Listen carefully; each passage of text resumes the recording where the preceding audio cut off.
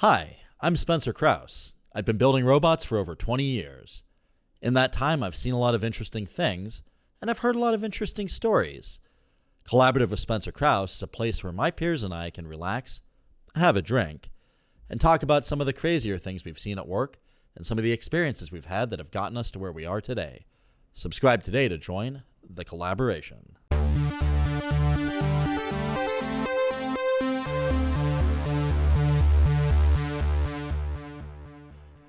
Welcome to the Collaborative Podcast. I'm your host, Spencer Krause. Our guest today is Daniel Theobald. Daniel is a co-founder at Mekable, Vecna Robotics, Twisted Fields, and Mass Robotics. Daniel, welcome to the pod. Thanks for having me, Spencer. Thanks for coming on, buddy. It's good to see you again. Yeah. A lot going on these days. Yeah, for sure. No, I mean, we're recording this in the middle of December. It's going to come out probably in late January. I think it'll still be topical when it comes out, though. So last time we talked kind of broadly about Twisted Fields, about Vecna, which is a pretty legendary company to say the least. And it was good to get your kind of perspective on those things. Just to mix it up a little bit, in the sort of pre-call, we started talking a little bit about safety for humanoids. So I'd be curious to dig into that and get your thoughts there. Interested to hear what you have to say.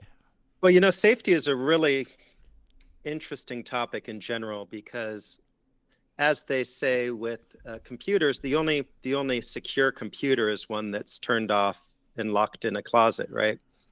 Not Sure. super useful, but it's secure.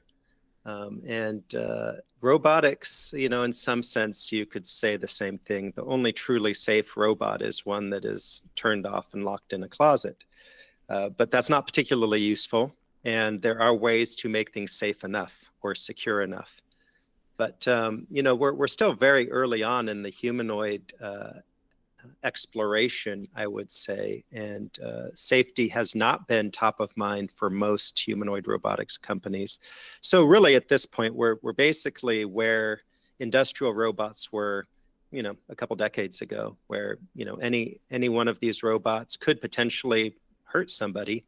And there are no guarantees right now. There's no way to guarantee that won't happen. And therefore, the only solution is to basically put them in a cage and not allow them to work collaboratively with human beings yet.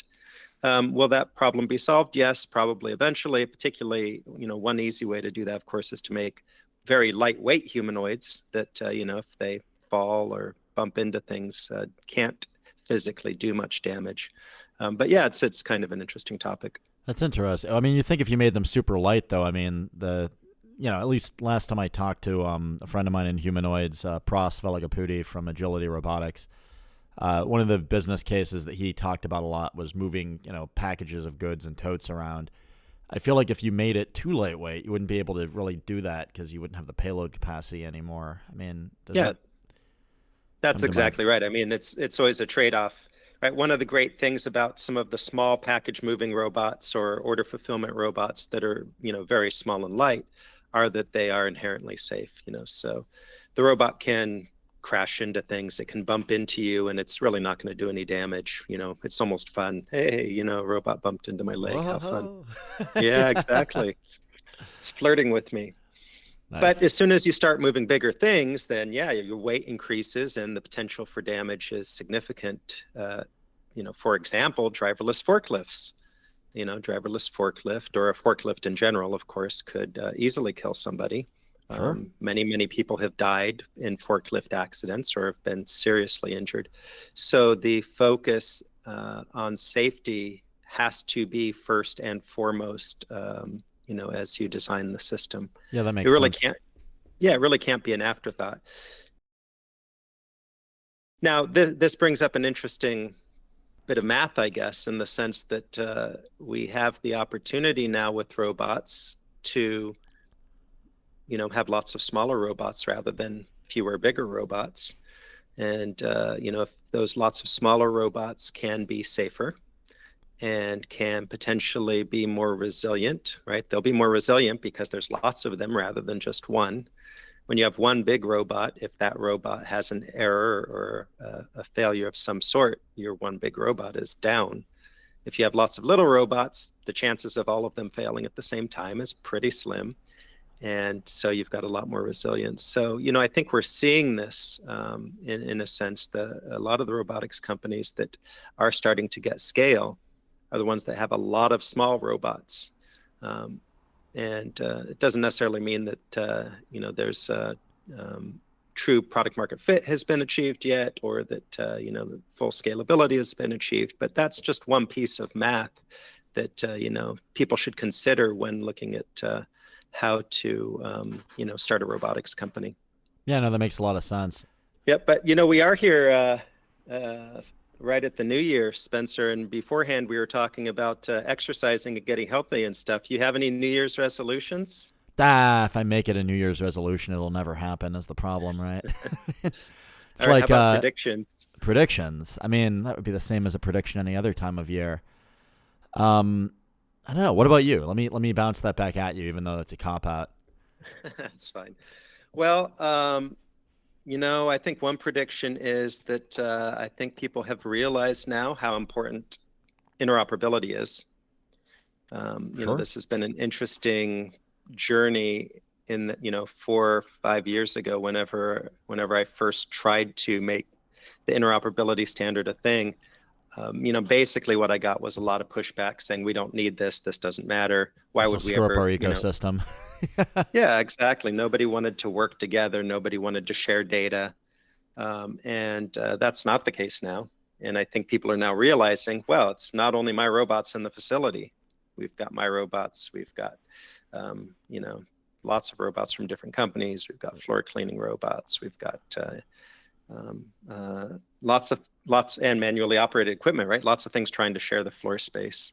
So, sharing information just helps everybody. Yeah, for sure. So we're getting started now on the next version of interoperability standards. And I think one of the things that we're really going to focus on this time, sort of talking about safety, is safety, not safety in this case, but a lot around human robot interaction. Sure. Right. So think about this: as the number of robots starts to increase in, let's say, warehouses and factories, but eventually on the roads and sidewalks and restaurants, etc. Humans are going to need to start interacting with these robots, and they're going to want to be able to interact with these robots in a in a language that is consistent. Right? You don't want to go into a restaurant and have to, learn how to interact with the robots there, and go into a warehouse and learn, interact differently, right?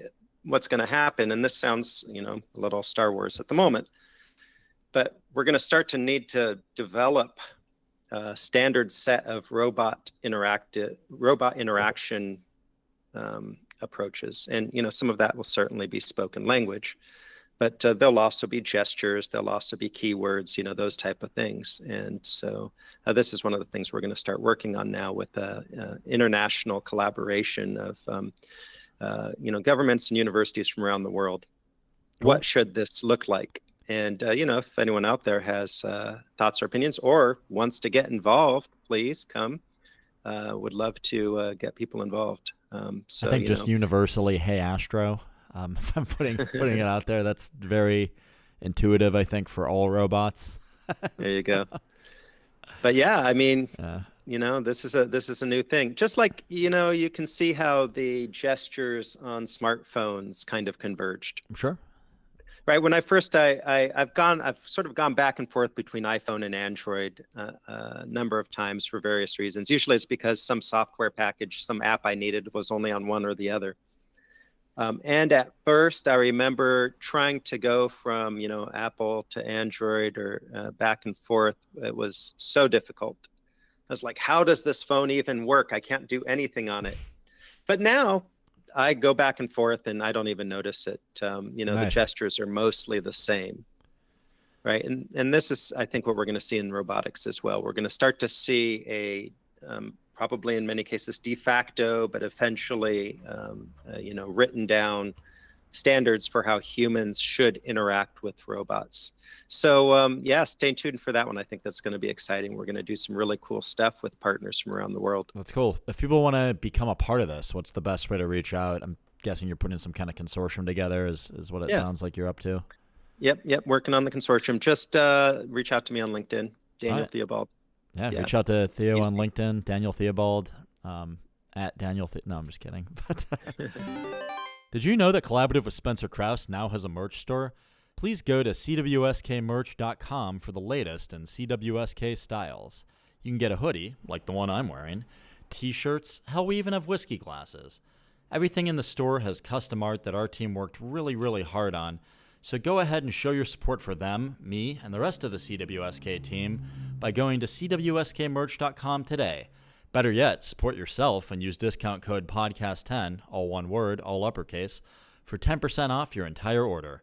Thanks for your support and enjoy the rest of the show. Collaborative with Spencer Krause is sponsored by SKA Robotics. If you're in the market for elite field robotics expertise, please consider hiring SKA Robotics. They sponsor this podcast and solve some of the toughest engineering problems in the world. SKA Robotics can be found at skarobotics.com. Yep, and I guess my other big prediction, which I made at the beginning of the decade, is that, I said that the previous decade was sort of the decade of automation, in the sense, not that automation was fully deployed or scaled yet, but the hard work to figure out the technology was done in the last decade, right? We sort of cracked the automation nut. You're talking about like factory automation. Yeah, well, mobile robots, robot arms, collaborative robot arm, all this kind of stuff, machine vision. Yeah, I mean, we've been doing that longer than the last decade, I would say, though. I mean, oh, for sure. Yeah, but I'm thinking, just in terms of like, when did we get to the point where compute was good enough, and the mechanical sensors, et cetera, were all good enough that we were able to start seeing mass adoption of this technology. So give me some examples of like markets that weren't hit until a decade ago in terms of industrial automation. Well, I'm thinking more in terms of like, locust type robots, Okay. each picking type robots. You've got a lot of robots going into new industries, chef robotics, assembling meals. It wasn't until recently that costs have sort of come down enough that, robots are really becoming practical in a lot of places that they just weren't before, because they were so damn expensive. Well, and for sure. I mean, you've seen a lot of attempts, I think, at culinary robots. And I mean, that video of Chef Robotics spilling chicken all over the ground is quite inspiring, for sure. Oh, I don't think that's Chef, actually. That's probably a different one. There was one where they have like little things, and it's like, yeah, scoops. Maybe I have it wrong. Oh, I don't know. Maybe that did happen. The reason I like Chef Robotics is because they're not trying to make individual meals in restaurants to order, which is really a great job for a human. What they're doing is building pre-made meals. So yeah, that's what I think I saw. Okay. So there was a video on LinkedIn. I didn't mean to to like be overly trollish, but I remember seeing it a while ago, and somebody was like, "This is amazing," and somebody's like, "Look under the chicken station," and there was just chicken all over the ground underneath the one station. Yeah, so well, funny. Yeah, exactly, and that kind of happens, and probably that happens with humans all the time too. Yeah, for sure. So, I mean, I've worked in kitchens. Yeah, we certainly love to hold robots to a much higher standard than we hold humans, and that's okay, right? We should.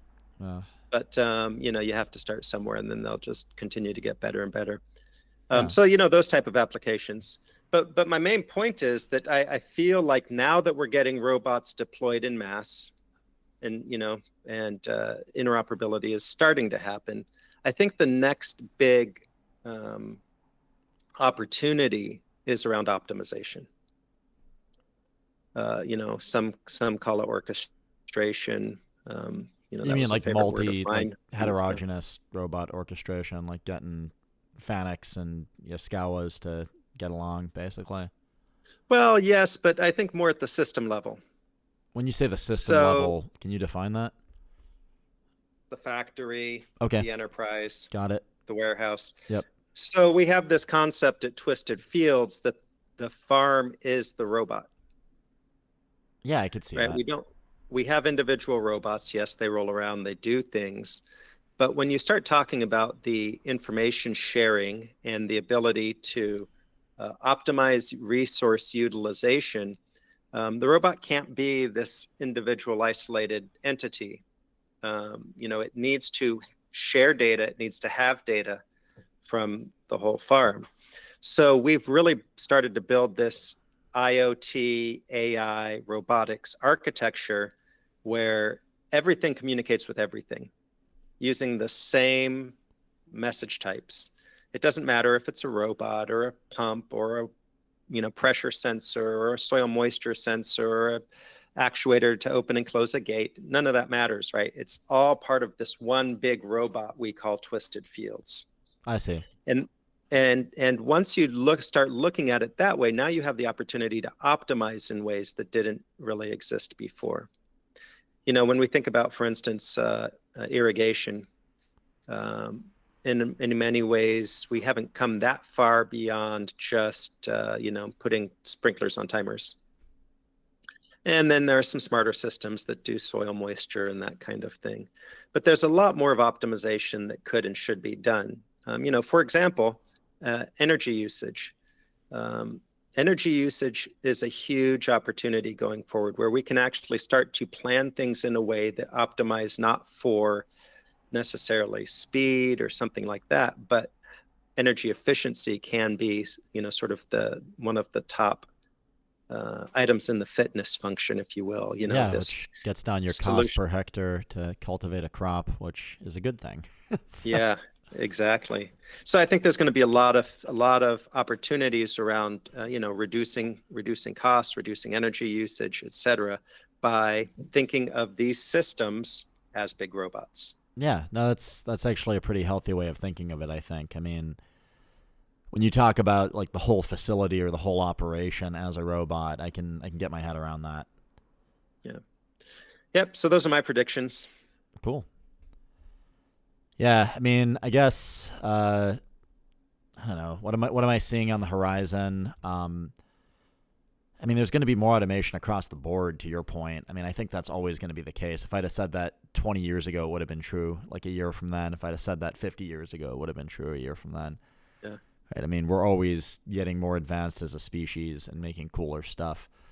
I don't know. It's whenever somebody asks me to make predictions, I always feel like I'm a little bit like, we don't really know. Exactly. I've never. You can make a safe prediction, like I just did, but like we don't. I've never really been a fan of. I've never really been a fan of making predictions myself. But I think, understanding in broad strokes where things are going can certainly be helpful. I guess one other area that's going to be interesting is how the VC markets respond to the inevitable crash of a lot of the humanoid companies and a lot of the AI companies, right? Just because it's such a bubble that they can't all deliver. And so 100%. I mean, there's absolutely no way. And, I'd say probably at least, 5 out of 6 companies that call themselves AI companies are just sort of rebranded, same old stuff. Yeah. Yeah, or whatever. And, we've seen these AI hype cycles many, many times over the past few decades. It does seem to really be crescendoing right now, though. Like we're seeing, just boatloads of money getting thrown at it, which, I mean, I don't know. I guess it's all relative. Like you look at, the money that a company like Skilled here in Pittsburgh or like the one in Berkeley that is very, very similar, Physical Intelligence, it was raising. It's still like in the mid hundreds of millions, which, I mean, I guess compared to, like, I don't know, the money that like Nvidia has like isn't a whole lot of money, so it's like, all right, but yeah, it's true. And I think a lot of great things are going to come out of it for sure.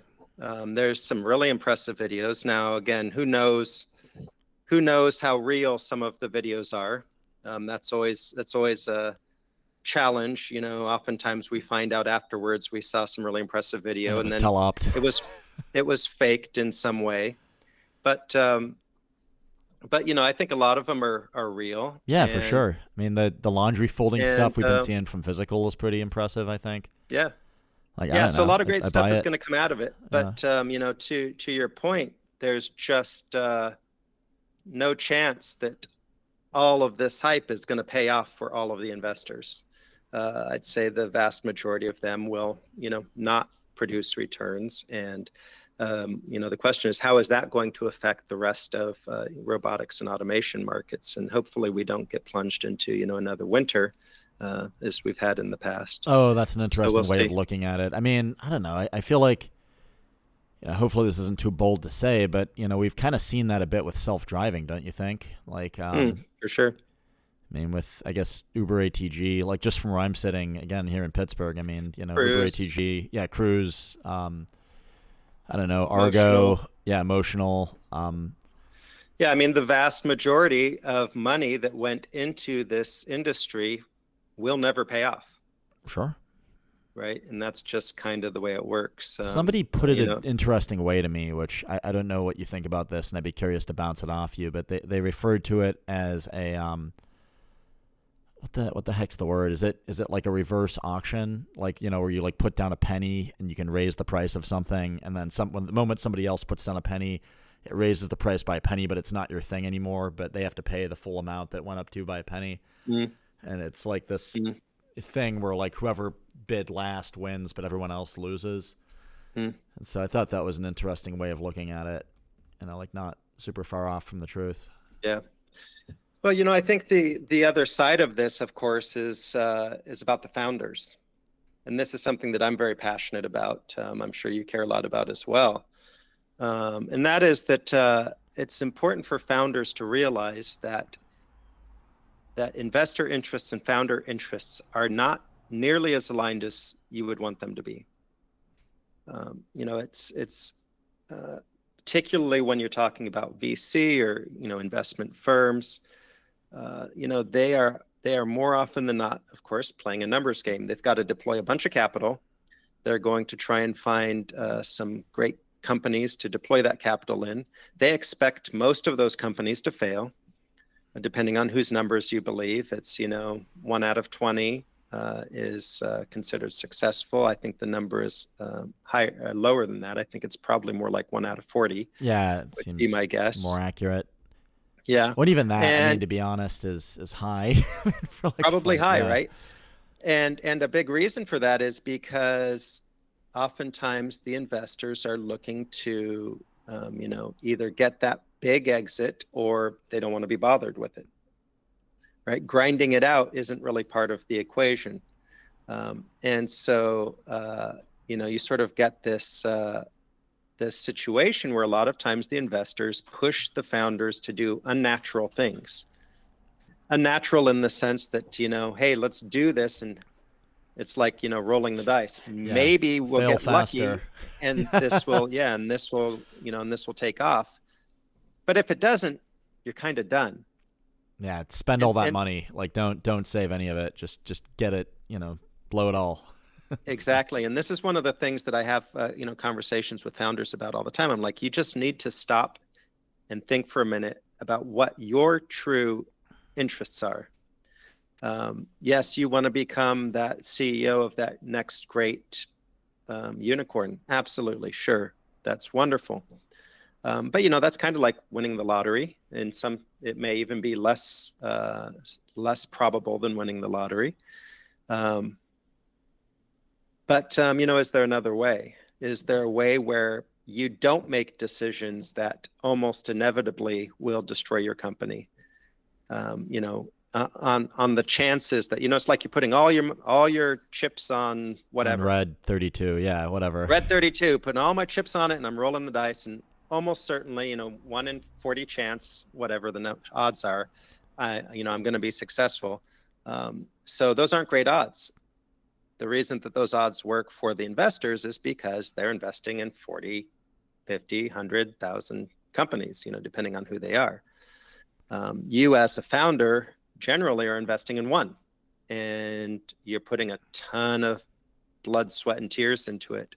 So do you really want to put all your chips on red 32, or do you want to do something that has a much higher chance of success? And I think this is sort of the underbelly of a lot of this that a lot of times people don't talk about. It's interesting, particularly when you start talking to Silicon Valley founders and investors that this mentality of the thing to do is raise a seed round, then raise a A, and then raise a B, and then raise a C, and then raise a D, and then, versus, other approaches to funding your startup. I bootstrapped for many, many years. Yeah, I mean, SK Robotics completely bootstrapped. Yeah. So it can be done. And, a lot of times people say, oh, well, but if you're bootstrapping and you take too long, then, the VCs won't be interested in you. And I say that's bullshit. If you have taken the time to prove product market fit and to truly build a valuable business, and now you need money to scale, the money's going to be available all day long. Market ups, market downs, doesn't matter. When you've done that, you're going to have access to the capital you need. And maybe it's not even investors, right? A lot of times, depending on the details, you can even go and get a bank loan, right? To fulfill orders, that type of thing. Yeah, we've done it. Yeah, exactly. So, I think it's just important for people to realize that there are other models which are much less risky for the founders. And, you will always have the opportunity of raising money from the VCs and letting the VC community participate when the time is right. But when you try and do that too early, it's basically like pressing the self-destruct button on your spaceship. Oh, that's an interesting way of looking at it. Yeah, you've got 1 hour to find the alien, kill the alien, and disable the self-destruct, or your enterprise is getting blown to hell. Yeah, the whole ship's blowing up. Yeah. And we're seeing a lot of that right now, right? A lot of otherwise great companies overextended. Could have had staying power if they didn't over leverage in that way or take on maybe unhealthy investor relationships. Yep. And then, of course, I've heard a lot of investors and others say, well, would you rather own a little bit of a really successful company or all of an unsuccessful company? Sure. Which, of course, again, is kind of bullshit way to look at it because it creates this false dichotomy. You can't have the best of both worlds. Take your time, build a valuable company. Really put the effort in to achieve product market fit, to build something truly valuable. And then if and when you need additional resources, you can get them. Now it takes a little bit longer. It takes a little bit more commitment. It's perhaps not as sexy as, overnight suddenly, being the CEO or the founder of a, company that just raised, 20 million or 30 million or 50 million or $100 million. Sure. But it's an option that I think people should be considering. Sure. Yeah. I mean, revenue is a hell of a thing too, right? There you go. Actually having a real customer. Yeah. Or a bunch of them. Yeah. I've seen a lot of companies who seem to think that their customers are their investors or that the investors are their customers. Okay, so to be honest, I've never raised money from VCs, but I mean, I did build up a bootstrapped company that does business with Google, Siemens Energy, and Caterpillar, among other large companies. And the way that I hear my friends talk about, their funded startups, their investor relations journey sounds a lot like, my sales journey, right? Which is like you're trying to be compelling to this group of people, and it takes a lot of energy and the business relies on it. But I think you're right. I think people look at it like the investor is taking more energy than customers, right? And I mean, a lot of these startup CEOs are like that, we're like, I mean, and these are my friends, like people I'll have dinner with and drinks with and, heart-to-heart conversations. And I mean, it seems like, it's just, their sales is investor relations. Yeah, exactly. Yep, you're putting a ton of effort into it, and it's great if you get the money you need to grow, but when you actually sign up a customer, it's a win-win-win, right? Because now you're actually proving product market fit, you're getting real feedback from the customer, and you're getting money. Yeah. Right. So you've really addressed, some really important things. When you convince a VC to give you money, all you've done is convince a VC to give you money. Right. When you convince a customer to give you money, it's worth easy 10x the money. that you're getting from them. Because of the product market fit that you've proven by the fact that they're willing to give you money for your services or products. Or you learn that what you thought was going to be a good product is not, and you stop wasting time and money and you start focusing on something else, right? Yeah, That can save years of your life. Sure. So. Yeah, I mean, I think, the thing that people seem to spend a lot of time on, if I can be so bold, is like some of these stealth startups that are just based on false premises. Mm-hmm. So you've got a hypothesis, but you never really validate it because you're in a bubble and you're worried someone's going to steal your idea. And I've seen this with a lot of companies that I've kind of, bounced elbows with or have approached SK Robotics for engineering support.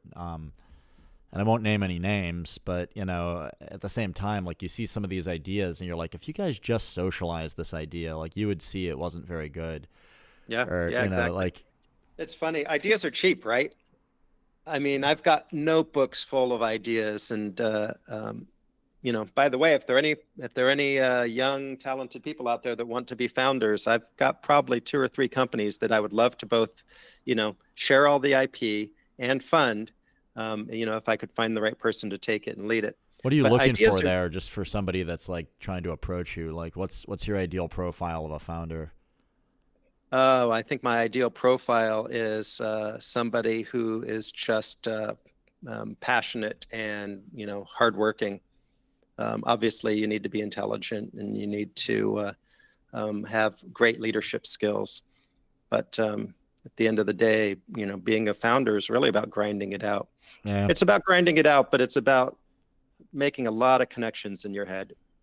I always tell founders that I advise that your number one superpower as a founder is building a superior model of the world in your head. Because when you have a good world model in your head, you can predict the future. When you can predict the future, you can make better decisions today about where to invest to have the outcome that you want in the future. So, good CEOs really need to be, good founders really need to be sort of multi-talented. They need to understand the engineering. They need to understand the market. They need to understand social. They need to understand the people.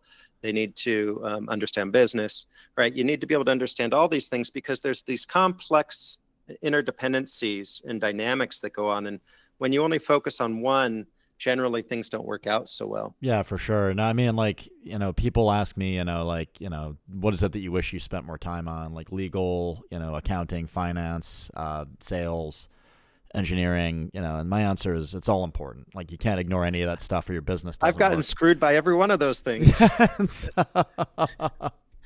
Yeah. Yeah, exactly.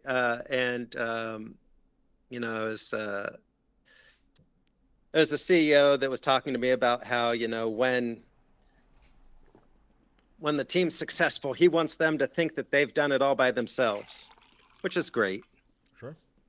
It's a great concept, but the fact of the matter is you can't just hire people and give them a job and say, go do it. That's not what a startup is about.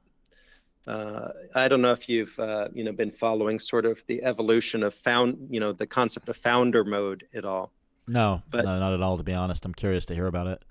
Yeah, so founder mode is this idea that founder-run companies are fundamentally different than, professional CEO-run companies in a nutshell. And that founders are able to, or need to be able to, really do this multi-dimensional optimization. Really decide what's worthwhile, where are we going to spend money, what can wait, and all those type of things. In a way that professional CEO is never going to be able to do. When you say founder-run company, you're talking about like an under-resourced company, effectively.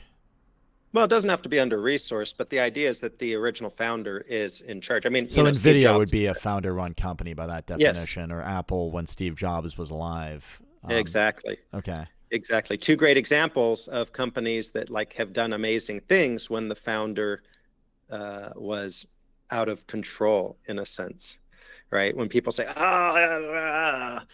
founder's doing this crazy stuff. Yeah, but it's not all Steve or Jensen. Like, I mean, there's quite a bit going on there. Well, for sure, right? But the idea is that they're setting priorities, they're laying out a vision, they're being bold in ways that typically doesn't happen with sort of a professional run CEO type company. They're Maybe, taking but risks. I don't want to give professional CEOs, and I guess maybe a better way to look at it is like, somebody that didn't start the company, right? Like a CEO Hmm. that was hired effectively, right? Is what we're looking at that as. Yep. Like I don't know if I want to crap on those either though, because I feel like Oh there's no. there's plenty of good ones of those too. Yeah, no, I don't think there's any need to crap on them. They're critical, absolutely critical. It's more about the question of stage, right? But I mean, And Nvidia's like in the Fortune 5. Like how like yeah, the founder run can last a long time for sure. And there are some truly great professional CEOs out there. The idea is it's just a different way to run a company. It's more dynamic in a sense. So I don't know, there's some good posts on it. If anyone's interested, maybe take a look.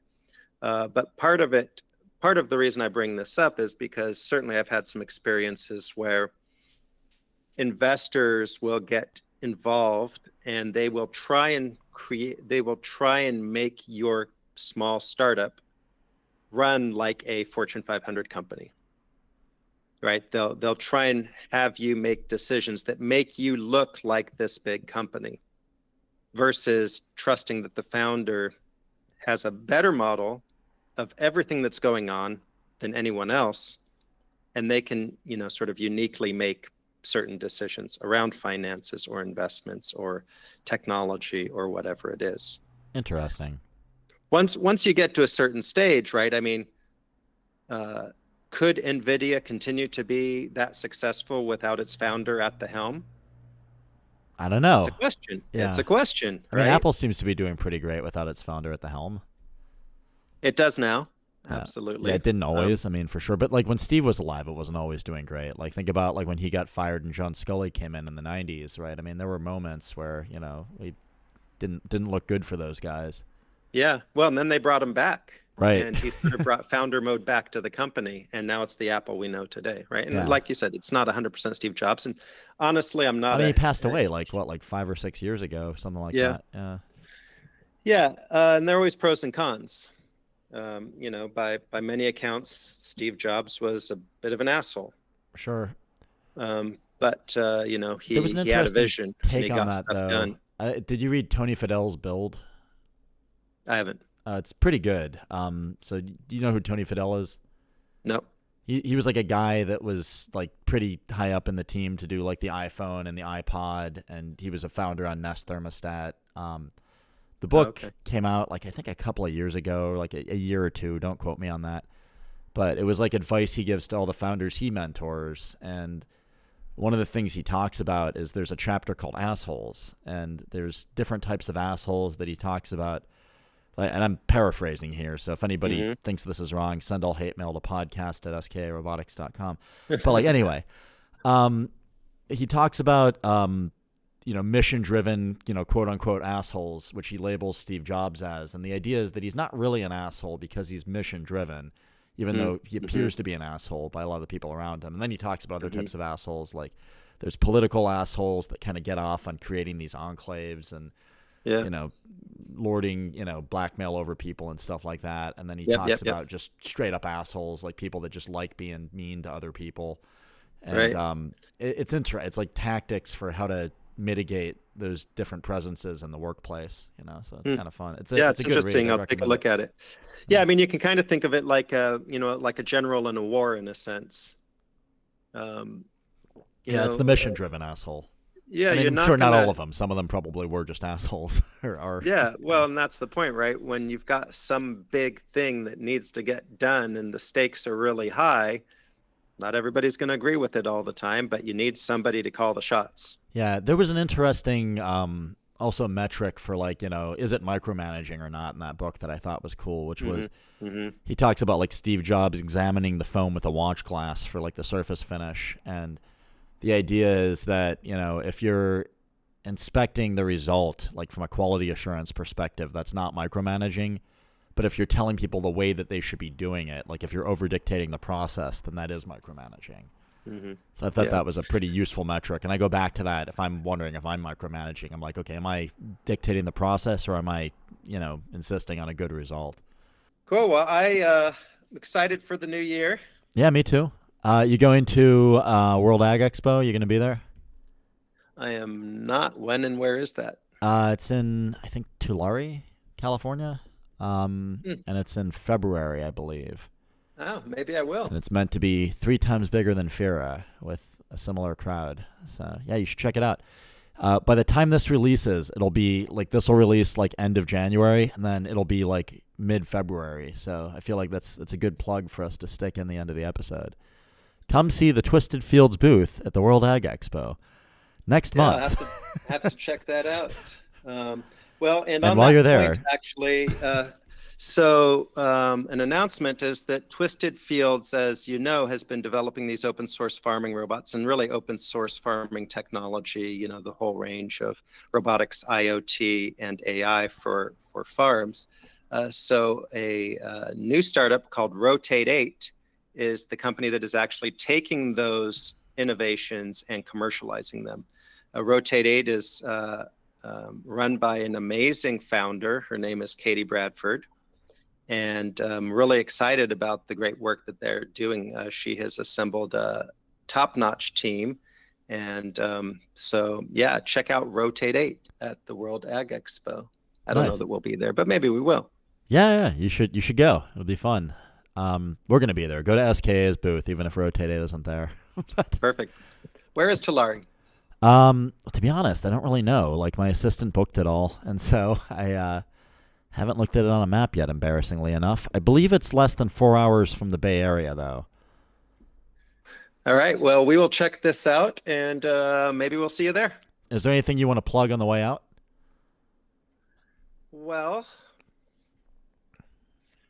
I think as I always do, I just want to encourage people to consider pre-competitive collaboration. Robotics is a team sport. The more we work together as an industry, the more successful we will all be. The tale of the stealth mode startup that doesn't really have a good idea, but they don't know it yet, I think is very, very relevant here. Most of the companies I've seen that are open and sharing and working together are the ones that are most successful. Yeah, for sure. So I think that's a good model for all of us. All right, rising tide lifts all ships, and be nice to other roboticists. There you go. Yeah. Cool. Well, hey, thanks for coming on, Dan. I appreciate it. And until the next one, I'll see you all later. Thanks for joining us today. If you've made it this far, chances are you'll like other episodes too.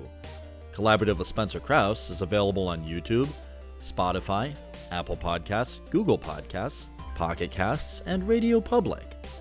Subscribe today to get notified when the latest episodes release and support the channel. Collaborative with Spencer Krause is sponsored by SKA Robotics. If you're in the market for elite field robotics expertise, please consider hiring SKA Robotics. They sponsor this podcast and solve some of the toughest engineering problems in the world. SKA Robotics can be found at skarobotics.com. Thanks again, and see you on the next one.